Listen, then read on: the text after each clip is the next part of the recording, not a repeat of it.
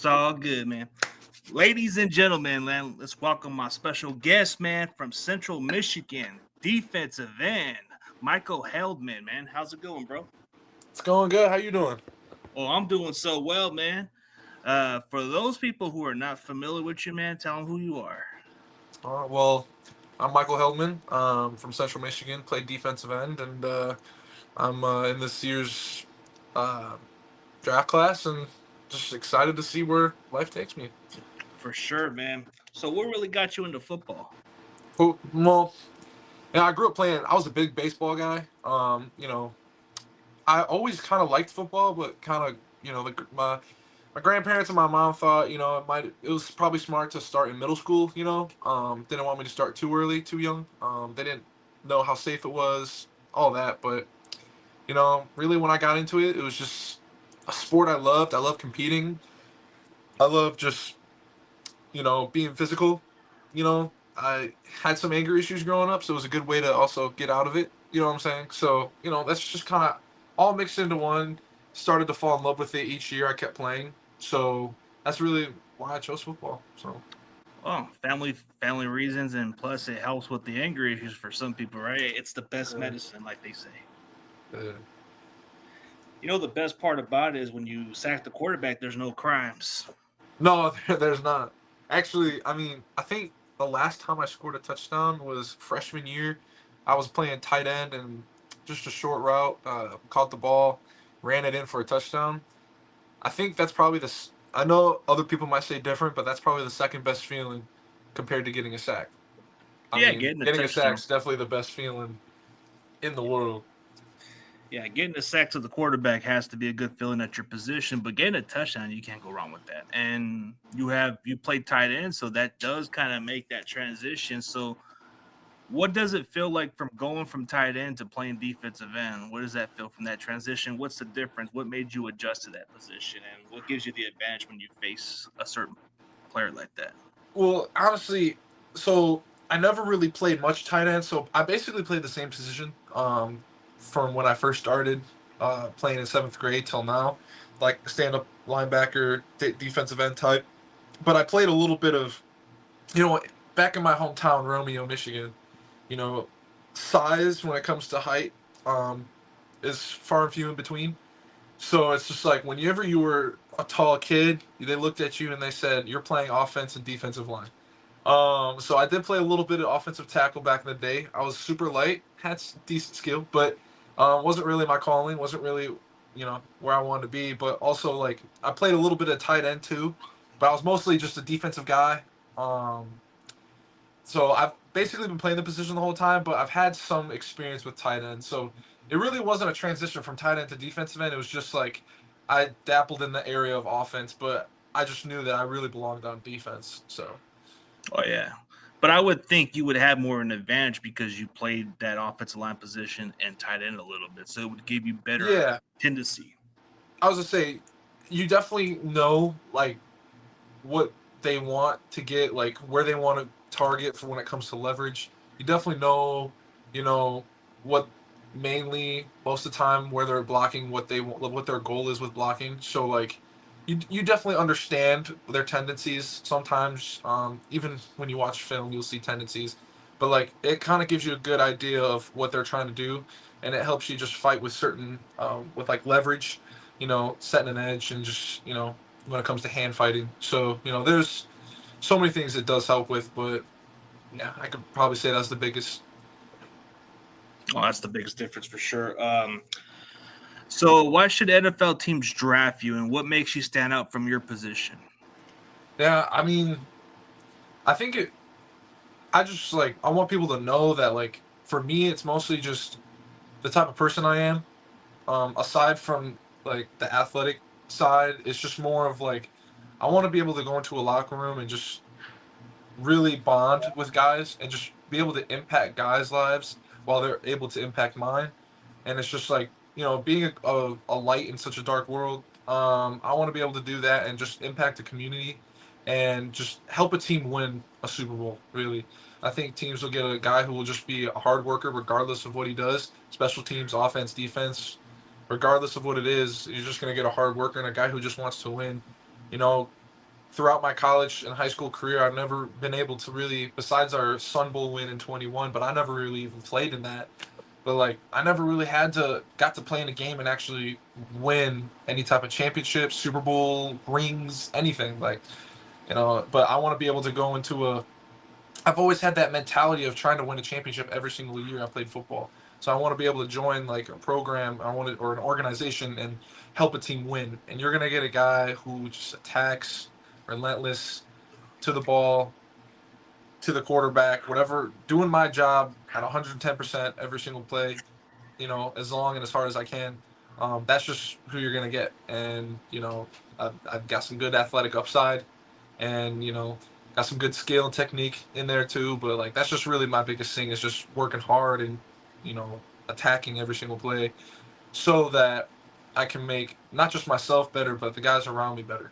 And that's just the whole point of just the way I play. And I just think I can impact the game and the teams in that perspective. So Okay, well, that kind of convinced certain teams. I mean, you're a hungry player from what you're telling me, and you want to be a part of a championship program. I mean, you're scratching and clawing. You're the kind of guy that wants to get better, and you seem to love the game. So that makes me intrigued to want to draft you or any other GM, man, because we want hungry players. We want guys who love the game. So, what NFL teams have you met with during your pro day? um, I've talked. I didn't really like meet, um, talk to him after, because a lot of them I met with at the Senior Bowls, the Hula and the Shrine Bowls. So I met with a couple of those on the Senior Bowls. But I've talked to them. I knew who they were. So I guess I had some conversation a little bit, but it wasn't really like informal meeting or like formal meetings or stuff like that. If that makes sense. Oh, I oh, knew a just like a couple little from. conversation. Yeah, like saying because I met with them before, so it was like saying, "Hey, what's up? How's it going?" But some of the scouts wanted to see me drop do some drops, because they run like a 3-4. So it was cool to see that they wanted to see how my dropping is, and I was able to go and put on some decent film with. I thought I did really good when it comes to dropping, considering I didn't really drop as much in college. So, practiced that during the training and went out and had a good time. I think I was 3 for 4 on catches. So, no gloves. So, I guess they want to see how capable you are to do that. Like you said, you had very little in college, but what do you take away from your experience at Central Michigan to get you ready for the next level? you know, actually, what's funny is this is popping up on my For You page with like TikTok, but mostly Instagram.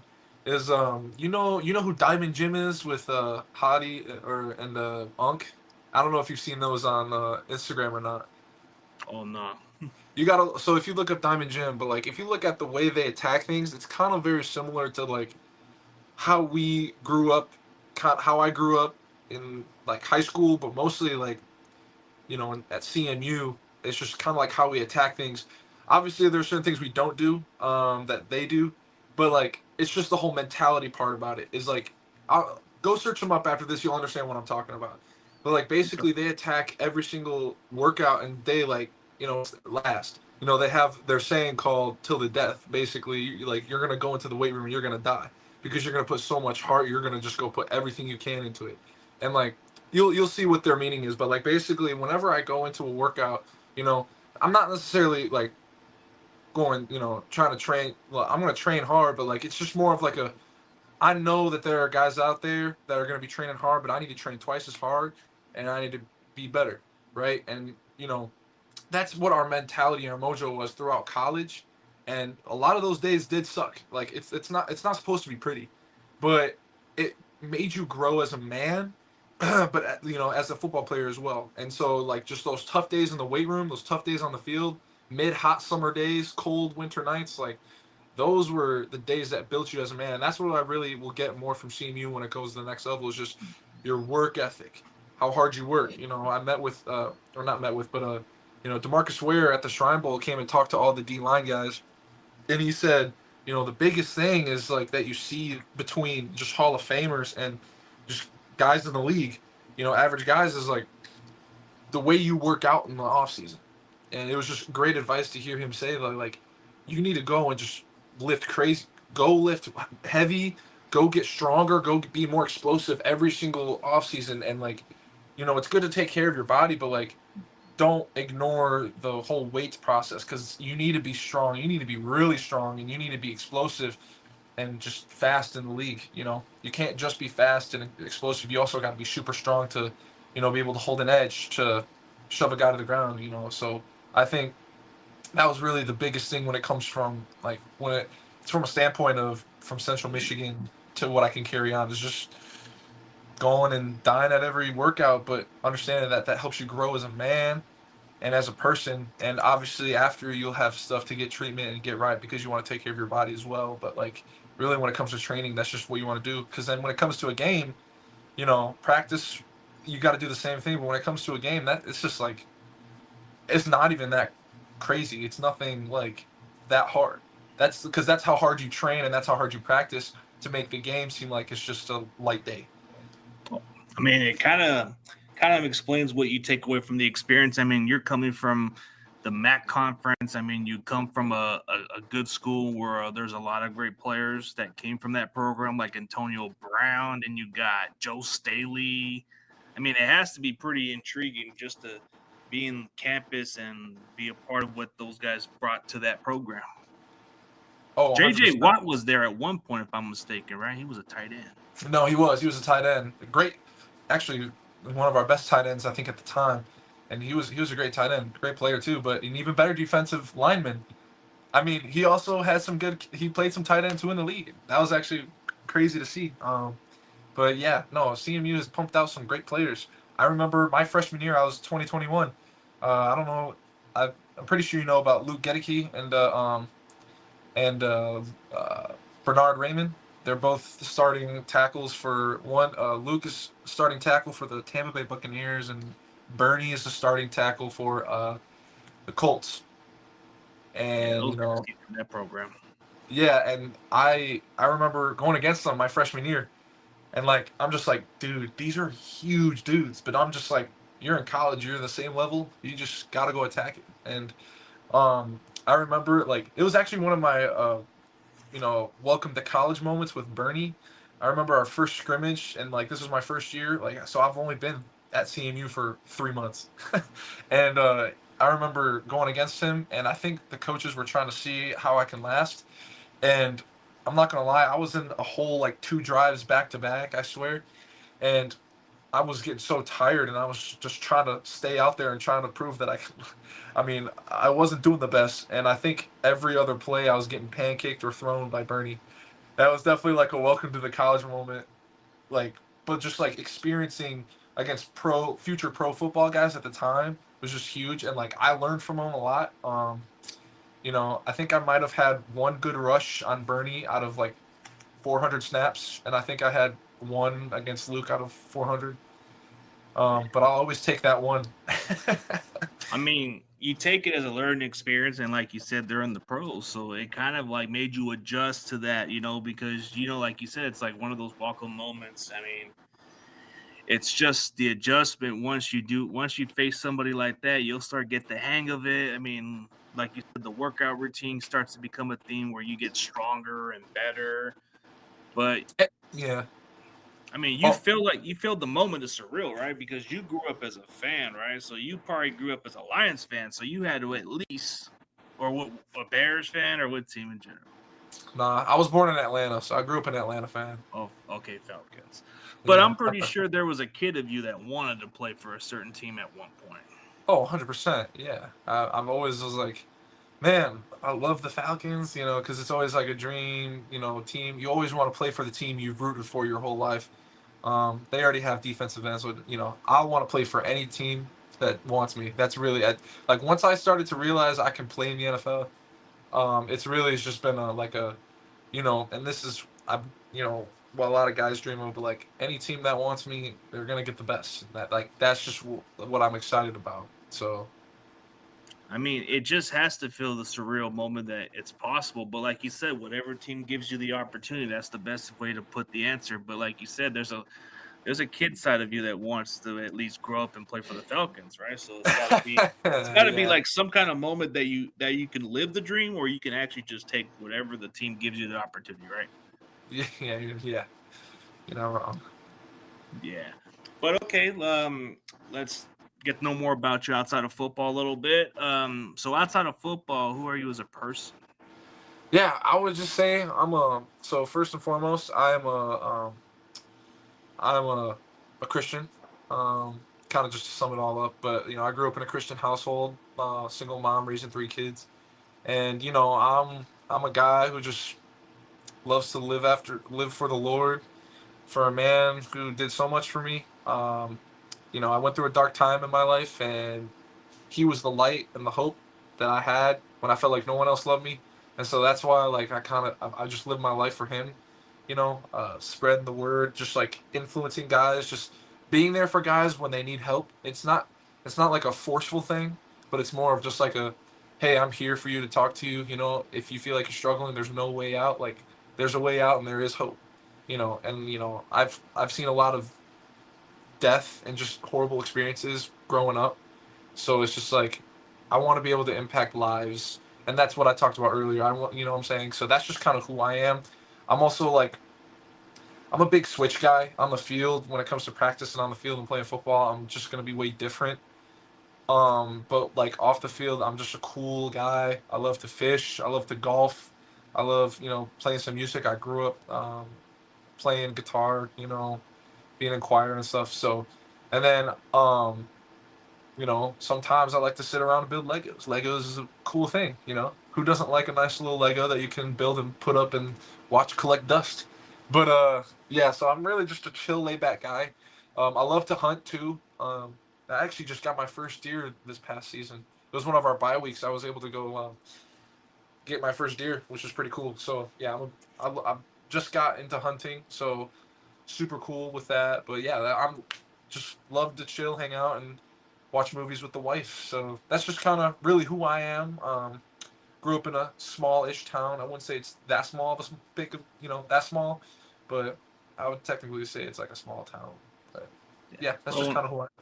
yeah, growing up in small towns, it's like you got a lot of these country towns, a lot of the hunting stuff. I mean, I'm pretty sure the lake around Michigan or something that you get accustomed to.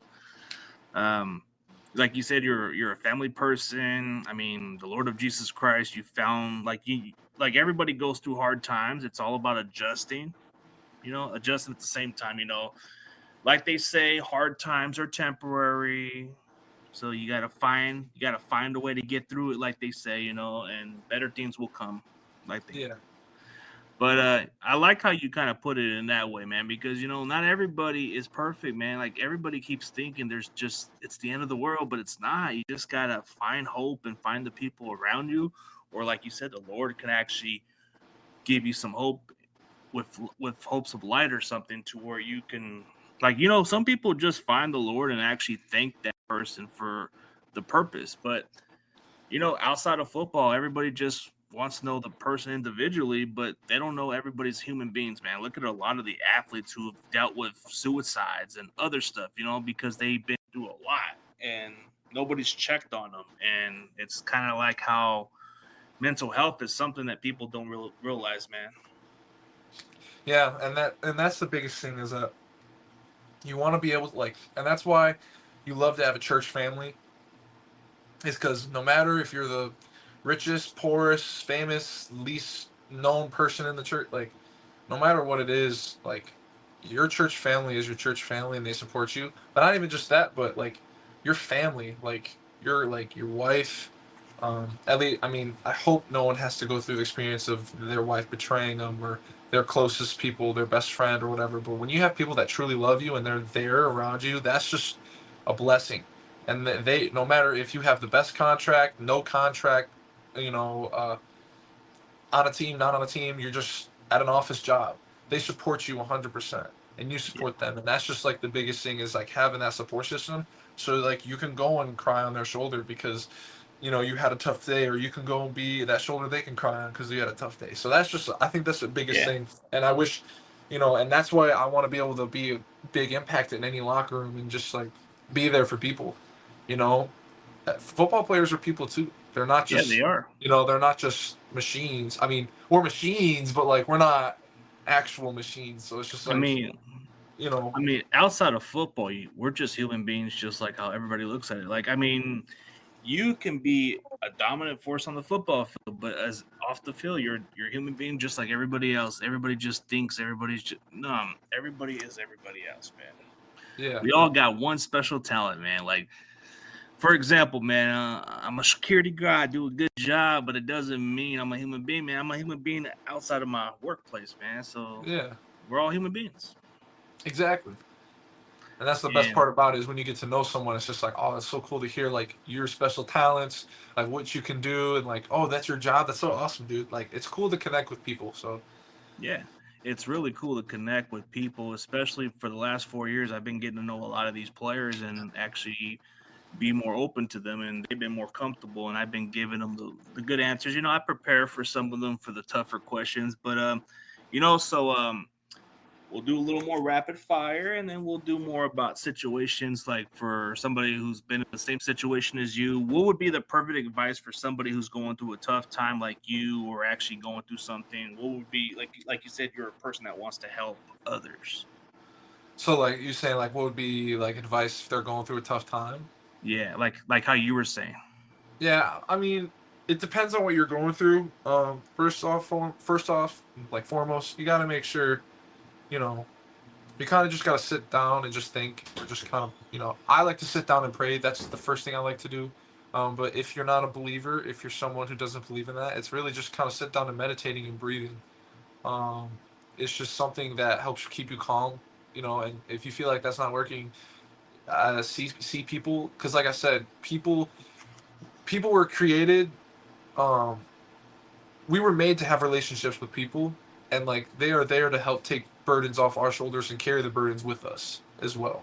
Exactly. Um, so it's just like being able to have people there, but like just have one thought in your mind that like there's hope at the end of there's hope at the end of everything, even though you feel like it's just pitch black, nothing around. There's always going to be a light that shines. You just got to keep moving forward. I know that sounds a little cliche, but you just got to keep moving forward, because there's always going to be hope at the end of the tunnel, and Yeah. you got to keep digging and keep swimming. So Yep. Got to keep swimming, or get out of that hole a little bit. There's always that hope. You just got to keep fighting. But so how do you prepare for your opponents, man? And what's your pregame routine for the game day? yeah, I can't. So like I have a philosophy of pass rushing, and it's gonna be like it's just kind of different. Uh, I like to start off with like a certain move, probably first so many weeks, and then work my counters throughout the game, and then eventually I'll probably start off with a different move, just kind of to switch it up, and then work counters off of those. So like I like to keep working playing chess when it comes to football and pass rushing, specifically that. Just throughout the season, because you can't really play checkers when you're pass rushing, especially in the pros. You got to play chess, and that's just how the game works. Um, and so that's just kind of how I am when I approach games. And when I watch film, you just kind of look at who your opponent is. You look for get off points, like what's the get off point? Is the ball faster than anyone else off the snap? All right, so is the ball the point you want to look at? Is the offensive is the left tackle, is their knee faster than their toe when it comes to get off? Is the guard's knee faster than the inside knee of the right guard or the right tackle? Like, you want to see what point is the fastest point for get off. So I try to watch a whole game and see how that is, and then it's really just seeing how how an offensive player just changes and reacts throughout a game. You want to see how they'll change to, certain passer. You want to be able to adapt, and because I know in the league, I think they say that like on the sidelines, you just have pictures. You don't have actual film; it's just pictures. So it's like, you want to look, and you need to be able to retain the information, and you need to go to adjust every game. So like when I prepare in a game, I want to see how a guy, like, how does being tired throughout the game affect him, you know pass sets, run blocks, like how does that affect him being tired throughout a game, right? Is he a guy that gets tired? Is he a motivated guy, right? You need to approach every single offensive line unit and offensive line person individually, different by each week. And obviously, like I know that in the NFL, once you start playing the same guy over and over again, it starts to get a little easier when it comes to understanding them. But I know in the first couple seasons, and just like first season for sure, is like there's a lot of studying that goes into that. But yeah, so that's just kind of like watching them and how everything works out. Um, with back sets and tight end formations, just a little bit, seeing those and just kind of being prepared for what can come next. So just really watching film and just being prepared so you can react faster and just play faster, if that makes sense. And Yeah, that then makes. and then just preparing. You say so? You're saying like throughout a week or just like the day of the game? Throughout the week, man. Like, because you know how you have your opponents during the week, and then how do you prepare for the game? Like, what's your game day routine after that? Yeah. So usually, I don't know. I don't know specifically how the NFL works, but like I know for us, since we play games on what Saturday, so Sunday would be kind of like, or sorry, Monday would be like for us it was like an off day, and then Tuesday and Wednesday were our padded days. Thursday was like a walkthrough day, and then Friday was like a speed through practice, and then we traveled. Saturday was a game, and then we had a light practice to just flush out our systems. Another active recovery deal on Sundays, and then like I said, off Mondays and routine. You know, so like I usually tend to watch a lot of run stuff Mondays, Mondays, Tuesdays, and then I start getting into like the RPO pass the next couple days, which is like Tuesday, Wednesday, and or sorry, Wednesday, Thursday, and then it's just kind of like I said. I already explained how I watch film, so that's just kind of how it works in my mind. Okay. Um, Probably so like in the NFL, what you play normally you play games on Sunday, and you got the rarity of not rarity, but sometimes Thursdays and Monday night games. So usually the day after the game, I'll start like I would like to I usually like to take the day to kind of relax and be with the wife and stuff. But usually on those days, I'll look for the simple things I can just get out the way, right? Keying the football, like where's the fastest point of the football, right? Who, you know what I'm saying? Key the ball, and then I'll just look at kind of like offensive line tendencies. To me, that's the simple stuff. That's the first stuff you want to look at, and then eventually I'll get into like, all right, schemes, and then what do they run heavy off of this? This read. I try not to see as a defensive end. You don't want to. It's not like you're trying to see so much to where you see little. You want to be able to see just enough to where you can see a lot, if that makes sense. So I don't want to be seeing so much where I can't play my job, but it's just like being able to see certain keys to where I can be like, all right, I have this play, like we're running this play defensively. I know what's about to happen, so it just react quicker and play faster. So that's just kind of my deal. And then I'm very active recovery when it comes to just taking care of my body. So I'm recovering before bed. I wake up in the morning. On those off days, I'm really attacking the tubs. Um, I usually have like 2 massages in every week just to take care of the body. Stem boots, the Normatec boots, just anything I can, hot cold tub, just to take care of my body. So, and then usually the night before a game, I'm really just probably pop a movie on, watch a couple episodes of a TV show. Just really, it's all about that night before a game is all about relaxing, because like you've already done the preparation, you're already ready. I feel like if I try to do too much, it's just gonna stress me out to watch too much film. But like it's really just about relaxing and then finding that 1 to 2 hours of just maybe 1 hour of just envisioning of what you making plays and going and just being great for the team and just going to win. So like envisioning is a huge part about the night before a game. It's just seeing it, playing through it, and then you wake up and you just attack the day. So that's kind of like my whole week of preparation. Okay, that makes sense. I mean, when you go through an entire week, you got to know what the tendency of those opponents are and all that other stuff.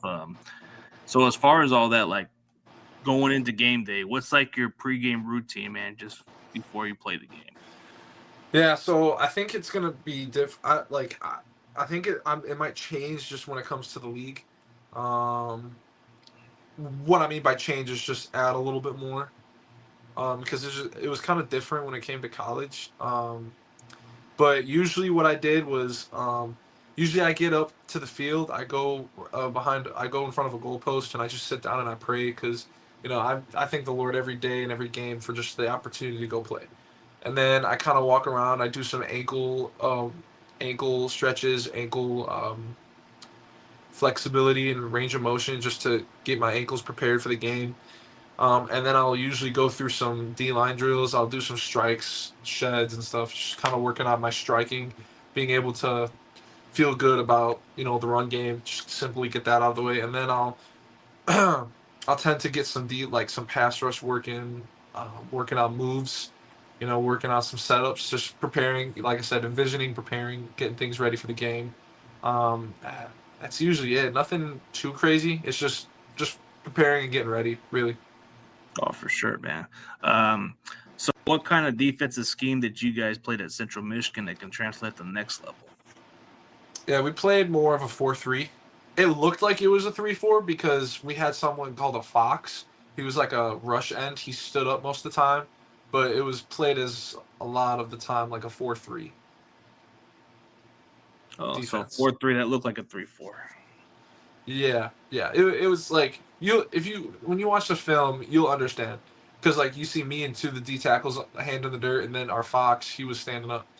So like but he was still playing like kind of normal end duties. He also dropped a little bit more than usual. So like at times it seemed like it was more of a 3-4, but it was definitely playing like a 4-3. Oh man. Okay, so you have adaptability with that kind of defense.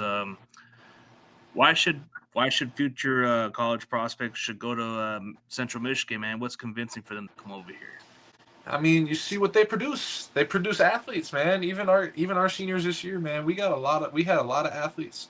We have a lot of athletes and a lot of athletic guys, and so like we produce athletes. We produce guys who just work hard and just attack every single day, and that's the biggest thing is just guys who attack, and that's what you get, especially from under Coach Drinkle now. He's he's putting together good players and good teams, and we had a great successful season this year.